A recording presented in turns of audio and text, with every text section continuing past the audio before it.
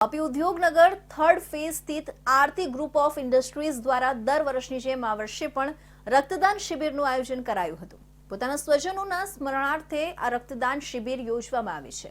વાપી શહેરમાં વર્ષ દરમિયાન બ્લડ ડોનેશન કેમ્પ યોજવામાં આવે છે, જેમાં કેટલાક બ્લડ ડોનેશન કેમ્પ હવે નવા રેકોર્ડ બનાવી રહ્યા છે, જેમાં આરતી ઇન્ડસ્ટ્રીઝ દ્વારા છેલ્લા 28 વર્ષથી યોજાતા બ્લડ ડોનેશન કેમ્પમાં અત્યાર સુધીમાં 8,270 યુનિટ બ્લડ એકત્ર કરવામાં આવ્યું હતું।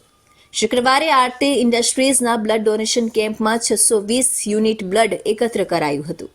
નાણામંત્રી અને પારડી ધારાસભ્ય કનુભાઈ દેસાઈએ કેમ્પમાં હાજરી આપી હતી। કંપની દ્વારા પોતાના સ્વજનોના સ્મરણાર્થે 28મો બ્લડ કેમ્પ યોજવામાં આવ્યો હતો। કંપની દ્વારા શરૂ કરાયેલો નાના પ્રયાસ આજે વાપીમાં દાખલારૂપ બની ગયું છે। છેલ્લા 28 વર્ષથી યોજાતા આરતી ઇન્ડસ્ટ્રીઝ લિમિટેડ દ્વારા અત્યાર સુધી કુલ 8,270 યુનિટ બ્લડ એકત્ર કરવામાં આવ્યું છે। શુક્રવારે બ્લડ કેમ્પ દરમિયાન લોકોનો ઉત્સાહ વધારવા નાણામંત્રી અને પારડી ધારાસભ્ય કનુભાઈ દેસાઈ ખાસ ઉપસ્થિત રહ્યા હતા। રક્તદાન શિબિરને સફળ કરવામાં કંપની મેનેજમેન્ટ, સ્ટાફના સભ્યો તથા કામદાર ભાઈઓ દ્વારા ખૂબ ઉત્સાહ અને સહયોગ કરવામાં આવ્યો હતો।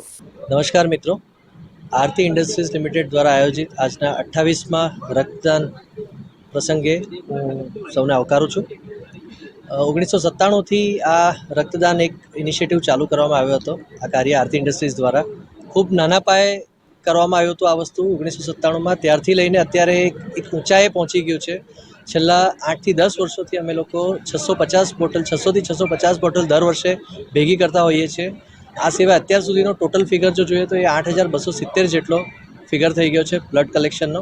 આરતી ઇન્ડસ્ટ્રીઝ ખાતે વર્ષ 1998થી દર વર્ષે રક્તદાન કેમ્પનું આયોજન કરવામાં આવે છે, જે નિમિત્તે આ 28મો રક્તદાન કેમ્પ હતો।